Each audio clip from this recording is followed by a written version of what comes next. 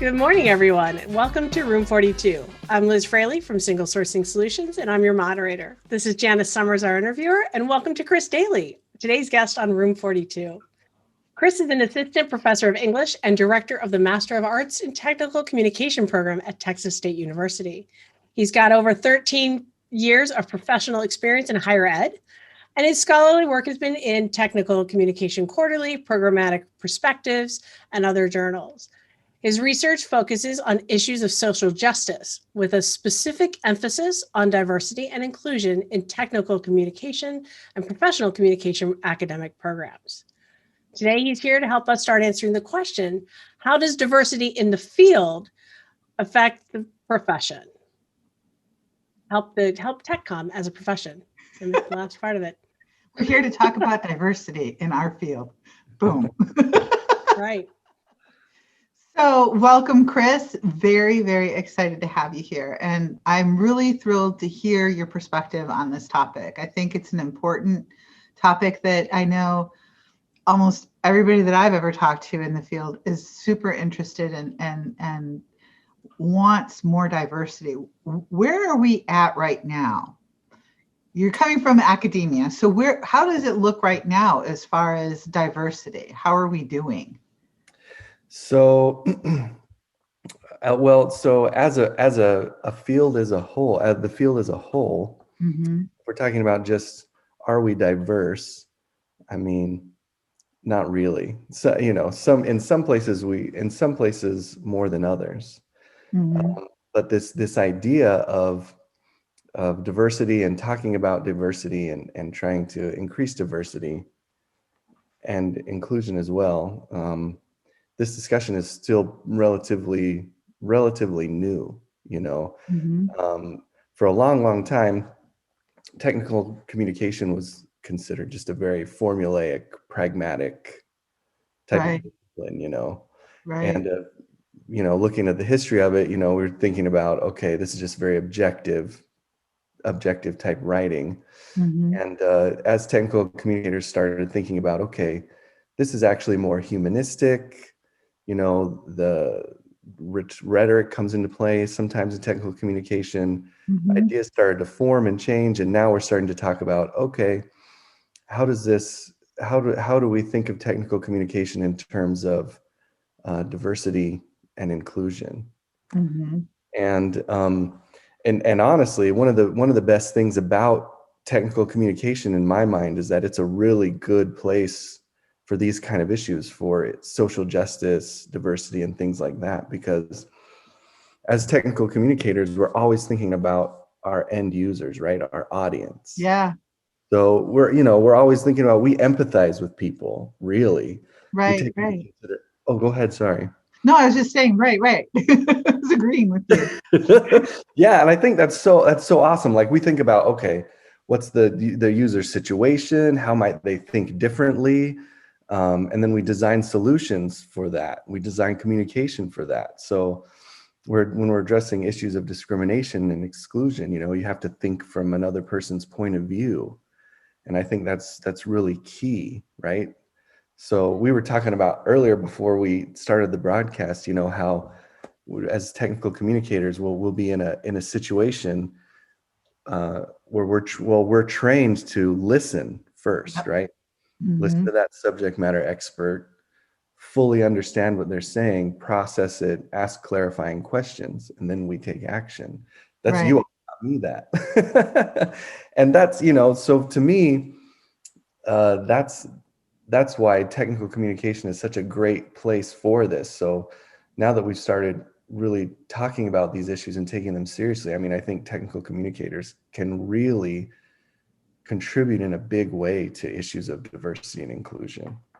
I agree with you, because it's funny, because it comes to that old question when you ask people who are not in the discipline, well, what do tech writers do? Right? I run into this with other people that aren't in this sphere, and I'm like, well, have you ever read instructions? Have you ever had a manual? Like, oh yeah, I've had that. Okay, there's a technical writer behind all of this, and now you add in professional writers, and they touch every aspect. and so many aspects of our lives, in professional lives and in our personal lives, they interact with us. And you brought up another good point in that the evolution of the field went from just this archaic view, very stagnant, to now you're infusing psychology, sociology, all the humanistic studies into a technical writer. It touches everything. Yeah, and technical communicators have power, and I don't know that people think about that a lot, but when you create documents and things, you're influencing people. Right. It's an incredibly influential field that people often don't think about. Right. It's that subtle energy that's in the background that is just quiet and persistent. Yeah, exactly. So now, how long have we been talking about diversity? Is fairly recent, which is, I think it's fantastic that we're starting to focus on that. But how long would you say that's been? So, in academia, the earliest mentions that we get about diversity and inclusion come probably from the early 2007, 8 or so. People start talking about it in conferences. Mm-hmm. And then around 2011 you start to get published research papers talking about diversity in the field. Mm-hmm. So I mean that's a long time ago now, like more than a decade. But in terms of research and talking about a subject, it's not very long. And then only in the past 5-ish or so years has it really, at least in my sphere, started to take off and become a legitimate, like, we're starting to have people that'll join academic departments and their research field is social justice or diversity and inclusion as a research field. So just the past few years, has that even been really could you even really go on the academic job market and say, I research diversity and inclusion in technical communication? That's I think a very admirable evolution. And now how is it that how do we change what we're doing? How do you change what you're doing in academia to become more diverse and more inclusive? Yeah, so doesn't it start there? I think that's one of the things you were telling me is like, if we want more diversity and inclusion out there in the workforce for professionals, we have to kind of start at academia too. We have to mind our own house and be more diverse and inclusive at this level. How do you do that? Yeah, because so almost all of you out there have a college degree, mm-hmm. And one of the things about higher education really is that higher education is built on exclusion. So, I mean, originally it was built just for rich white guys. That was the original group of people that were in colleges and universities. But colleges evolved, and the point of having research universities is new ideas and new thought. But some of these old systems remained in place. So even as we even as colleges and universities have evolved to say now they're very interested in inclusion, right? Well, they're interested in diversity mainly.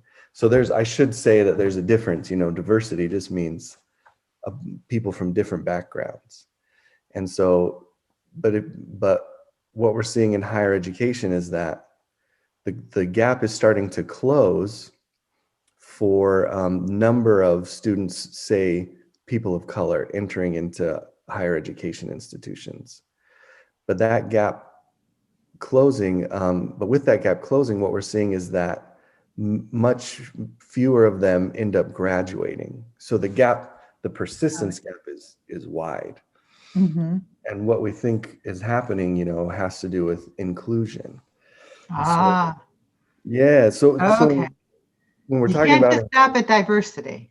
Yeah, right, exactly. So like colleges and universities, think about diversity in their communication all the time. We see it constantly. So when you look at a college recruitment brochure, you have the thing where what they say in higher ed marketing, they'll say 3 in a tree, right? So you have 3 diverse faces and some campus greenery in the background. But you'll show these images of diverse students. Right. It does a couple of things. First of all, it's PR, right? It shows that we are interested in diversity. Right. And so that's, for the public. And then also, I think most colleges hope that it will help attract a diverse group of applicants. Right. Because if I can see myself in the picture, then I feel like I could achieve something there. That's a common phenomena. Yeah. Yeah.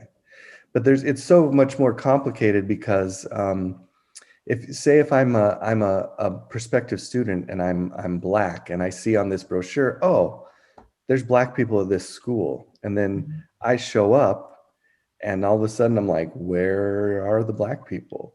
Right. And then that person becomes the person on the front of the brochure, Right. Yeah. So it becomes this hard ethical question of, is it okay to show diversity because we're trying to attract a more diverse group of students, even if it misrepresents? That's kind of a technical communication ethical question. If we're, even if we're misrepresenting how much diversity is at the university, is it okay because ultimately we're helping these people? Or ultimately we're trying to meet the mission statement of the university. So yeah, it's a big question. Sorry, I got a little off topic. No, it's a good one. It is a good one because what do? It's the chicken and the egg. Yeah. Yes. Right? Yes. Yeah. Yes. Absolutely. One of the things that solidified it for me, like in a way that it hadn't before, was someone was telling me about hiring practices on offshore oil platforms, and they hire in a cluster because if you're the only woman on the platform, you can't go to anyone and say, "Hey, you got a tampon," right? You're the only one there. So there is a sense to, you can't just have one, right? You need to have inclusion, means having a community people can go into also. Yeah. And so that's one issue when we're thinking about how we're communicating with people. How much are we thinking about how honest we're being with that? But so I guess I kind of want to go back a little bit to universities and this idea of exclusion, because a university gets prestige from excluding as many people as possible. So if you're Harvard, you're going to say, we only accepted 7% of our applications. Aren't we incredible? But the idea of a merit-based admissions process where you're looking at a student holistically, that comes from the idea of higher education had that idea back when they were trying to exclude Jewish people. They were trying to say, we're trying to keep people out, so we're going to have merit-based admissions so that we don't have an objective admissions process.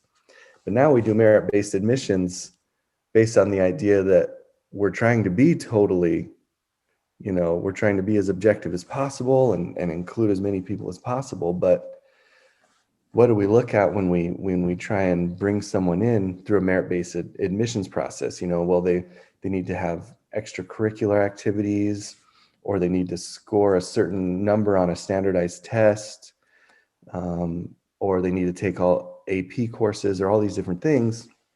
And a lot of those things exclude people that are not from, the traditional middle and upper class white background.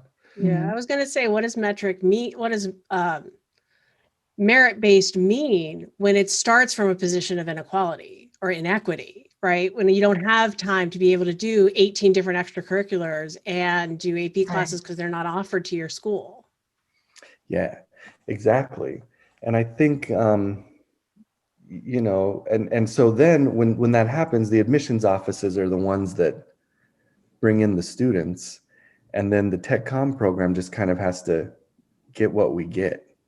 So when you're at a university and you're trying to you're a technical communication program, and you're trying to get more diverse students, you're at the mercy of that admissions office.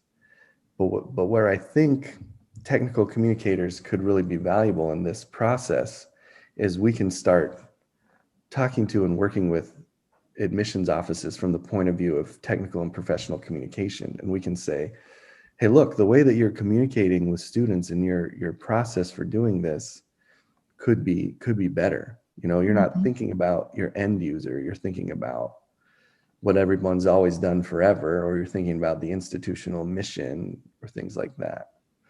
So one of the ways to make improvements, because you have to start with that diversity, right? Is to be involved as a department, to be involved in the recruitment process, in that very first aspect of how you promote and recruit people in and receive applicants. So if you're involved in that, then you can make a change on how they accept a more diverse audience that would be interested in your department, right? Is that what you're saying? Yeah, yes, absolutely. So in the commercial world, recruiting is also the same thing. It's exclusionary, right?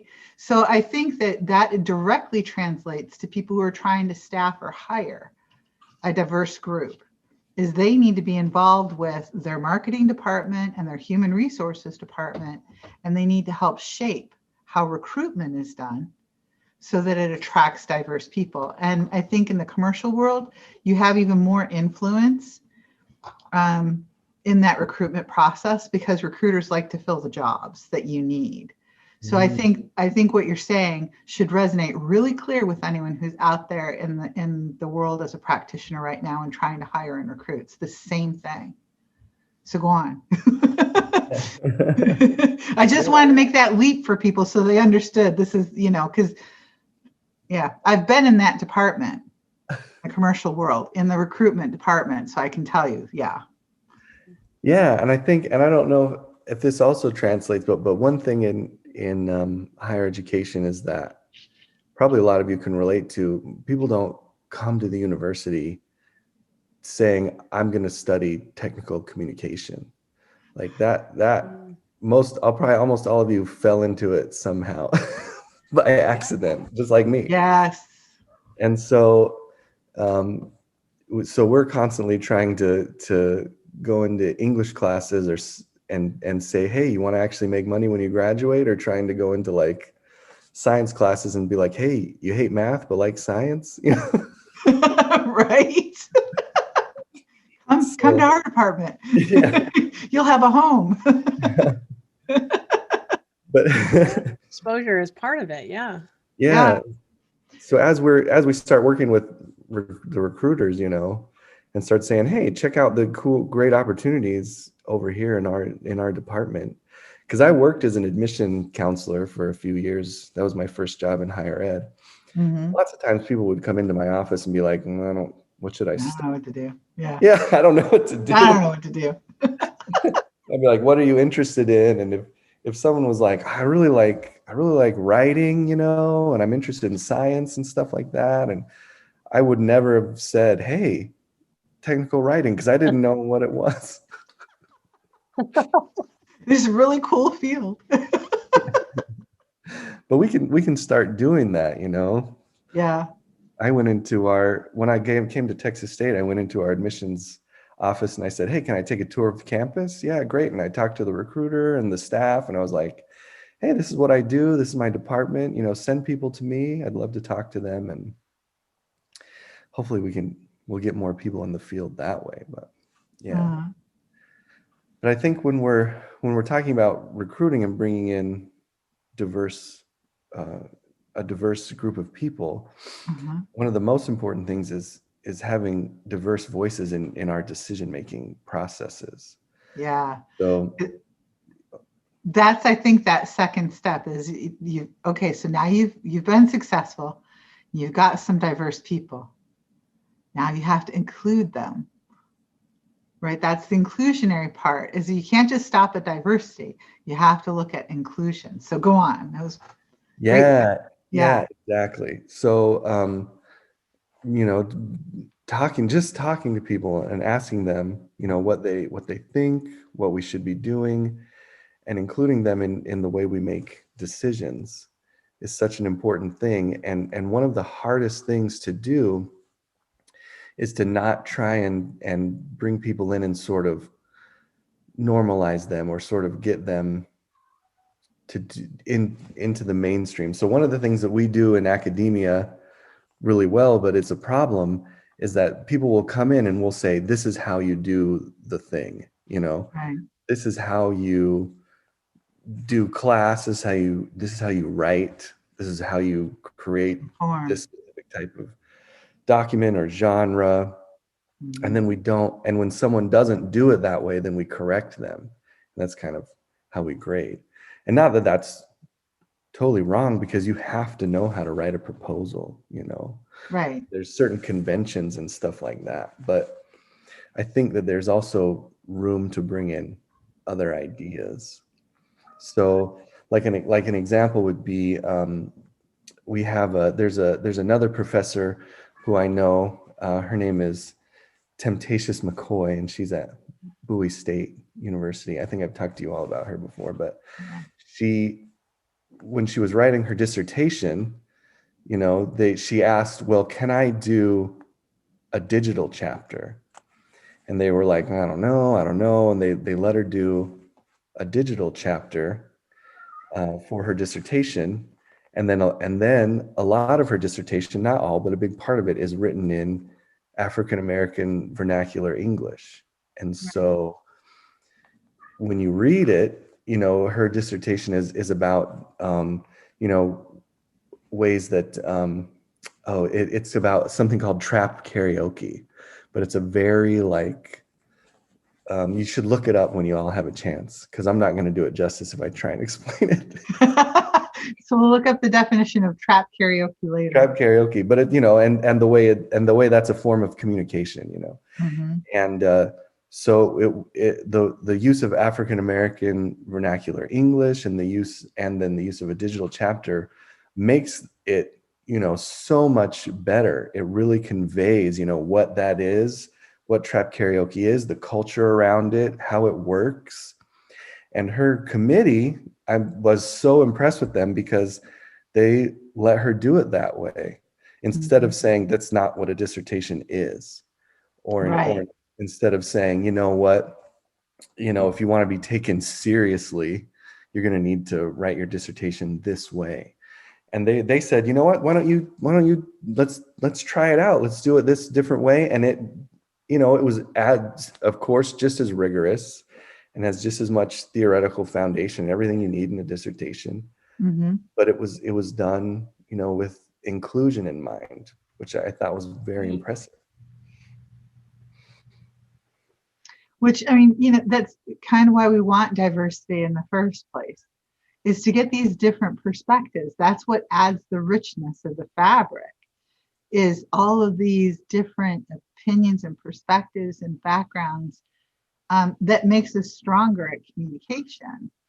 So I think you bring up a good point. If you're just looking at diversity, then you're not looking at the full spectrum. You're stopping short, and it's doomed, right? It's destined to failure. I mean, it could be why you get a lot of diversity coming into the department, and then they don't make it all the way through.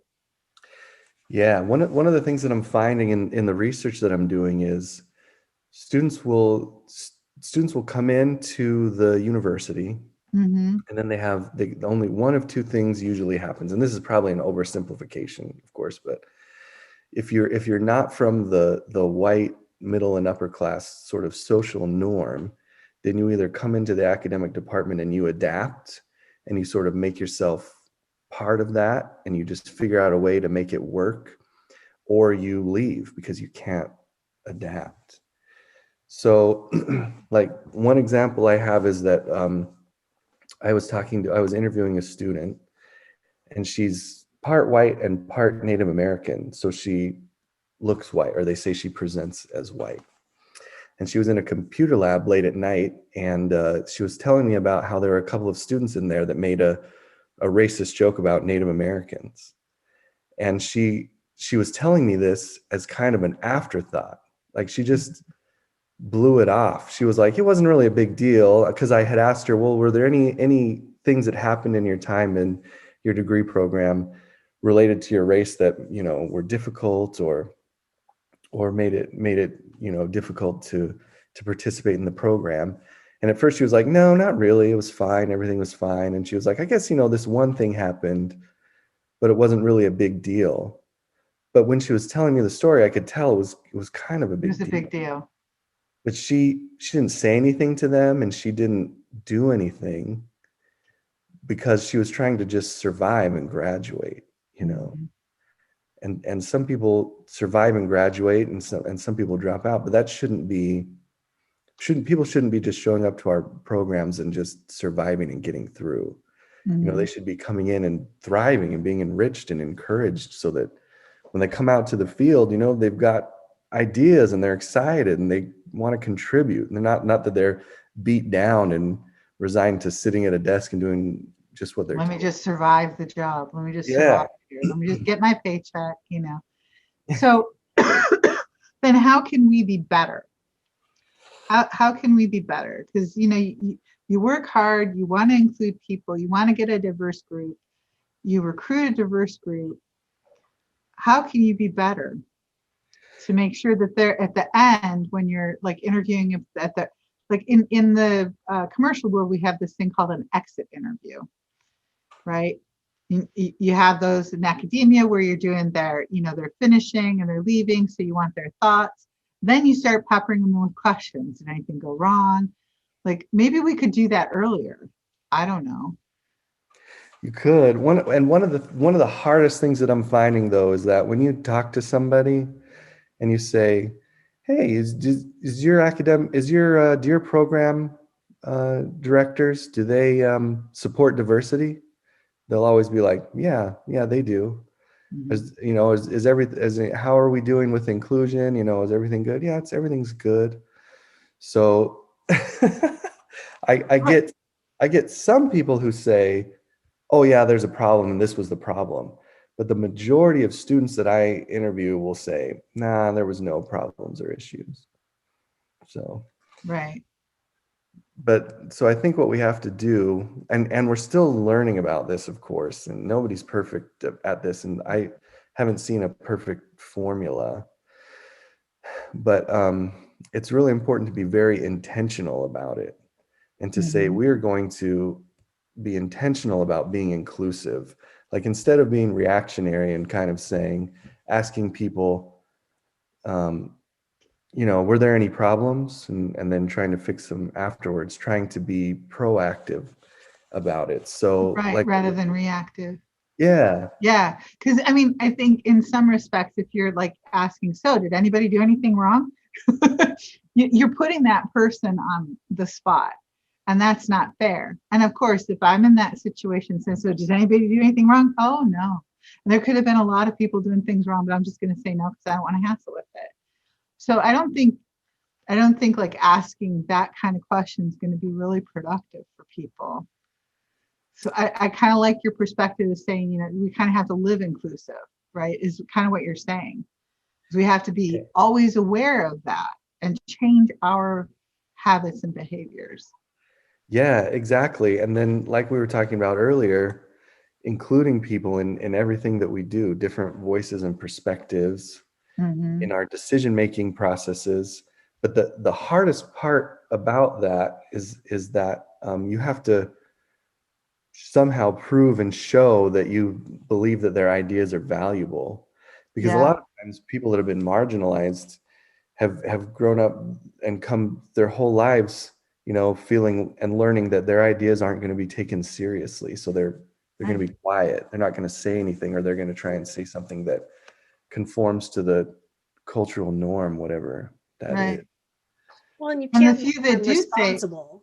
And the few represent. Hang on. Okay. You can't make them responsible for representing that whole cultural perspective either. Right. Yeah. True. But I think part of the comment about being marginalized is because you've probably had a life of experience of saying something and nobody takes you seriously anyway. So it's like, all right. I'm just a token representation, and they're not going to listen to any ideas that I have.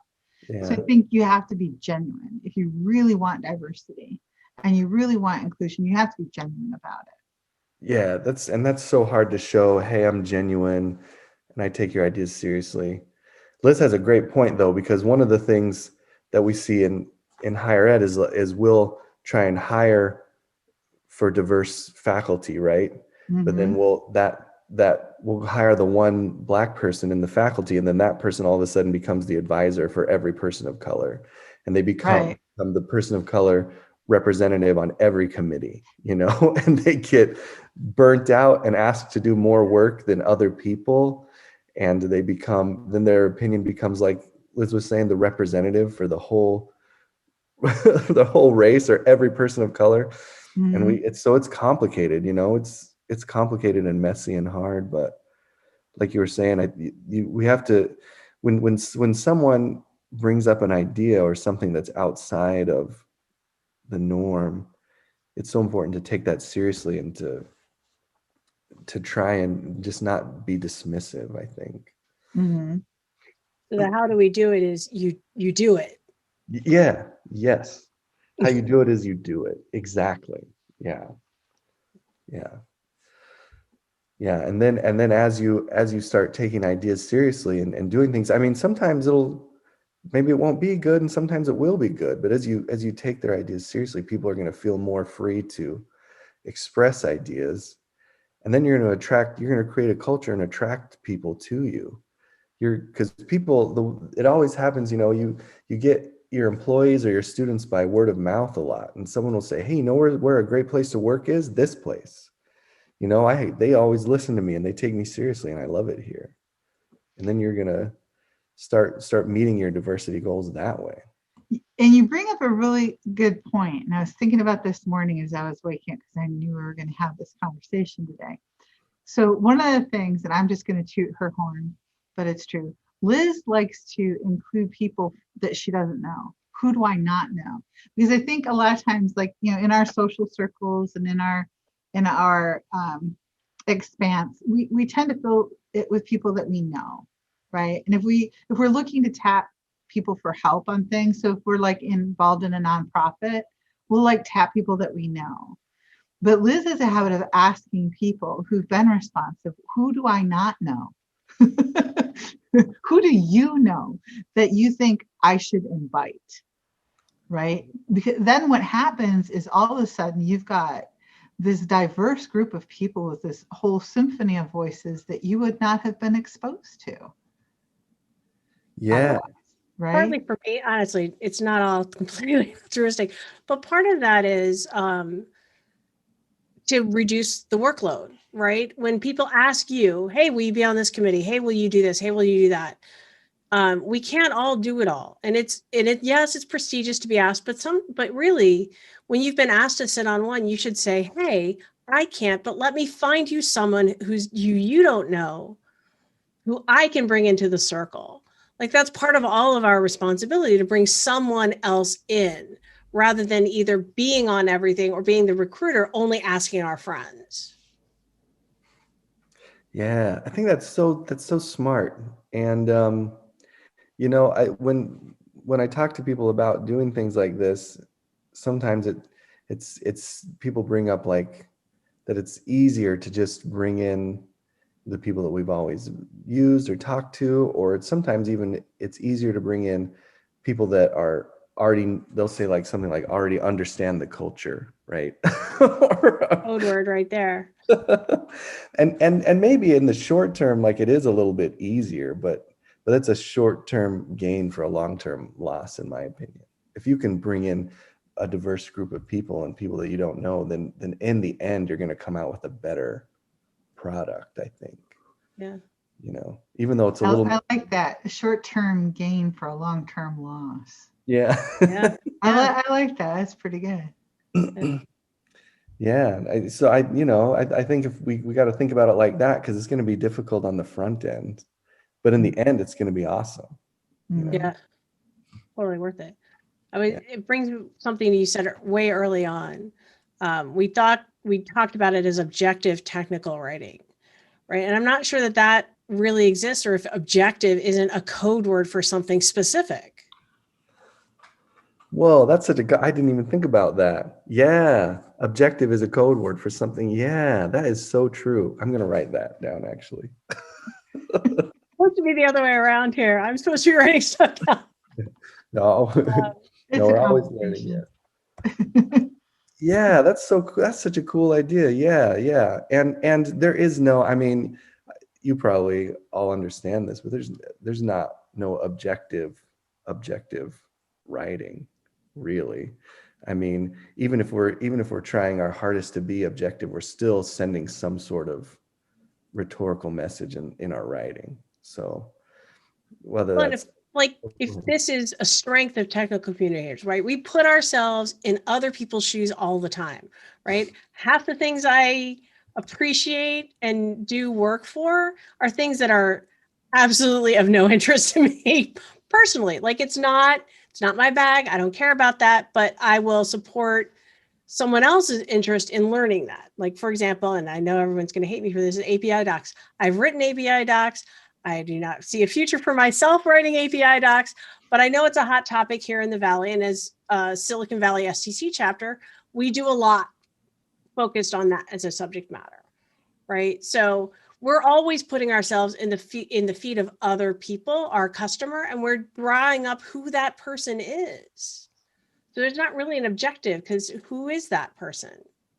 Janice wrote, say, let's make up some people, and like, what do they look like, and what is, find a picture and figure out some hobbies for them, which is really hard for me, but it's a good exercise and it makes our product literature better. Yeah, gosh, yeah. See, yeah, that's brilliant. I think that's just amazing. Not a lot of people think that way, So many people only think in terms of, I don't want to make other people sound terrible, but so many people think in terms of only themselves, only viewing things through their own personal lens. And this idea that technical communicators have to view the world from another person's lens is just so fascinating to me.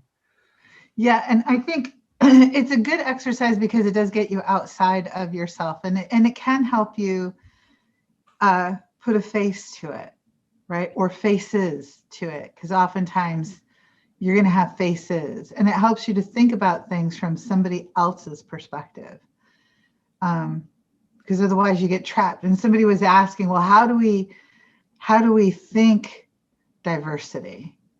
And I think that's one way that you start to think diversity, is viewing things from another lens. And you're going to be imperfect. Yeah. And you have to accept that you're imperfect at it. But I think the effort alone is going to change you and how you relate and interact. Yeah, and that seems to be the hardest part is, you have to be intentional about it. Yes. So at first it's not part of what you do normally. No. It's about diversity and inclusion, but as you do it more and more, it starts to become one of your first thoughts. Like, okay, right. How is this inclusive or not inclusive? Right. And I'd love to have somebody in psychology come here to Room 42 and talk about how we think, because it's normal and natural for us not to think about diversity. It's normal and natural for us to think in terms of like me, and it's primal. Yeah. Right? But we have to rise above it, and we can rise above it. But I don't think anybody should beat themselves up over it, right? You shouldn't beat yourself up over it. And it does take intention thought, and it takes breaking that primal drive, right? Yeah. Yes. The whole idea of humans as being tribalistic, like we're thinking. But that's survival. Yes. It was. Yeah. When you think in primitive terms, it was. It's not now. So we have to consciously change our way of doing things. So, and I think that's one of the key things too, is don't be ashamed of the fact that you don't naturally think in diverse terms. Yeah. That's kind of like admitting and saying, okay, well, you recognize that. That's more elevated to me than somebody who thinks, oh, I'm diverse, and you look around and they're not. Well, and you'll get it wrong, and it's okay, because you learn from the experience. You'll get it right the next time. You apologize and do it right the next time. Yeah, one of the hardest things for me has been and still is realizing my implicit biases and the racism that is in me. You know, the whole time growing up, we learn racism is bad. And so you always say, "Oh, I'm not racist." But you know, in some sense I am. Like I have these biases that I have to think about and push against all the time. Mm-hmm. So it's really hard to escape growing up in this is, I don't want to get too political. It's hard to escape growing up in society, you know, these like I am, you know, sexism and racism and things like that. It just kind of gets in you. So I was kind of programmed to believe certain things and stereotypes and all of that. So recognizing that and constantly like thinking about, okay, where are my biases? I think that's another thing technical communicators can do really well. Like it's in the same vein of what we were talking about, but thinking about where am I biased in the way that I'm communicating and how do I sort of change that? Yeah, that's true. And I think that's the first step to kind of make that walk towards inclusion and diversity, is just recognizing I don't have the answer. I can see where I'm like closed off. So how do I open up? And just recognizing that and constantly striving for that and suppressing all of the old habits or the old conditioning, right? And breaking out of that. That's a lifelong thing, and that's not a bad thing. So, sorry. Absolutely. Yeah. And we are right on the hour time. Are we really? We are, like it just zoomed past. This has been a great conversation. I think, and really honestly, Chris, I think more conversations like this, don't you?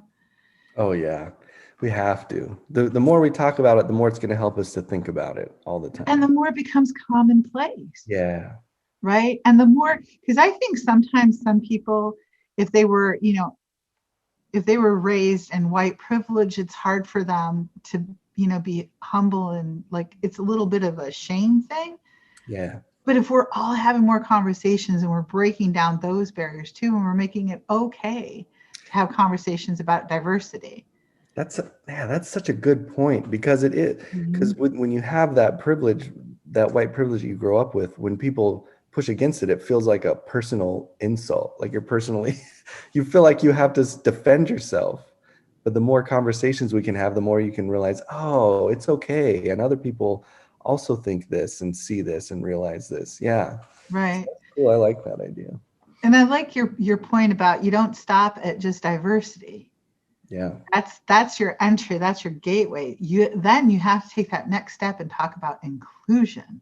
Yeah. It's absolutely imperative. Because inclusion means that's how you change and morph and adapt your everyday to make sure you're including and not excluding people.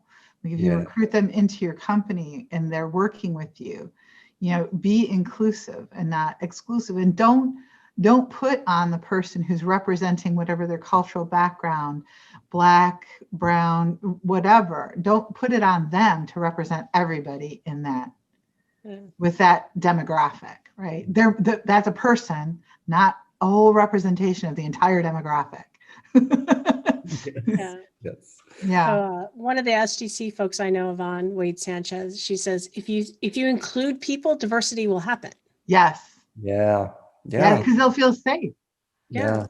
And that's the whole thing, is they feel safe. I mean, if you feel like you're the only one and isolated and everybody's pounding on you to be the representative, you're not going to feel so safe. Yeah. But if you come at it from that nice, soft, subtle, inclusive, right, how can I make you feel comfortable? You know, I'm not putting ownership on you to correct me. I am going to be more aware. I'm going to be more conscious. Then people feel like, wow, this is great. I'm included. I'm listened to, you know, being heard and implementing ideas and suggestions. I feel energized. I hope the audience does too. Yeah. Thank you, Chris, for providing this opportunity. This has been wonderful. I'm so glad you came. Oh, thank you. What a privilege to talk to you. I really appreciate you inviting me. It's so great.